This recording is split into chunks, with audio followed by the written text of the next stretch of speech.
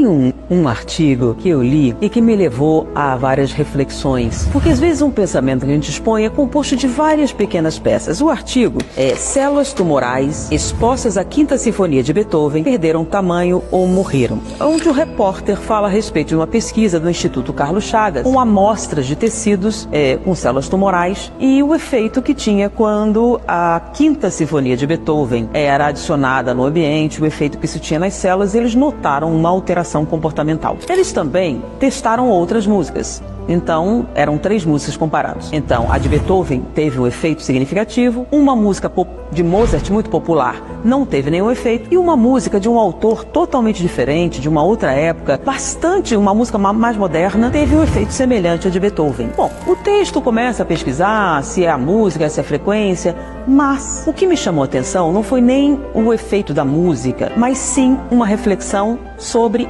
a música e o papel dela na humanidade. Os seres humanos têm uma relação totalmente diferente com o som e a diferença entre ruído e música. Por exemplo, ruído é processado numa área do cérebro, a música em outra área do cérebro. Porém, olha que coisa interessante. Para algumas pessoas, um ruído soa como música. Então você vai encontrar 2 pessoas ouvindo determinados sons, um entende como música, o outro como ruído, gosto musical. Mas aquele que vê aquilo como música processa esse som numa área, e aquele que vê aquilo como ruído processa em área diferente, com respostas diferentes. Mas a questão da música vai um pouco além. O que é exatamente a música? É difícil definir porque eu falei, algumas pessoas têm gostos diferentes. Mas o que é que me chamou a atenção? Quando você ouve música com fones de ouvido, ela tem um efeito psicológico na sua emoção, na sua mente. Você aprecia a beleza ou o ritmo, a intensidade. Essa música te evoca estados mentais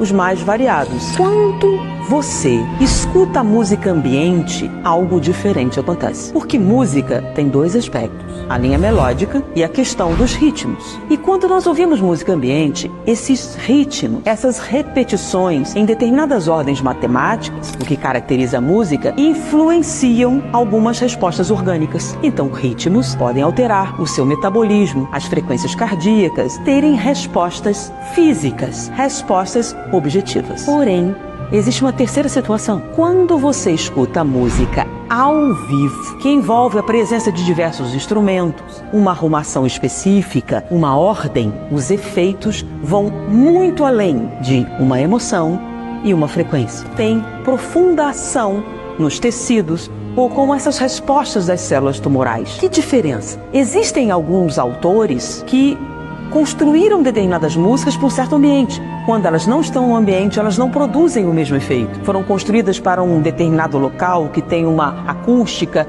e quando você escuta a música naquele local, a resposta é diferente. Então, a música, pura e simples, tem efeitos emocionais. Ela pode ter efeitos sistêmicos relativos, mas a música ao vivo tem efeitos emocionais, mentais, de biorritmo, mas também profundas alterações na própria estrutura celular, como se viu em alguns experimentos.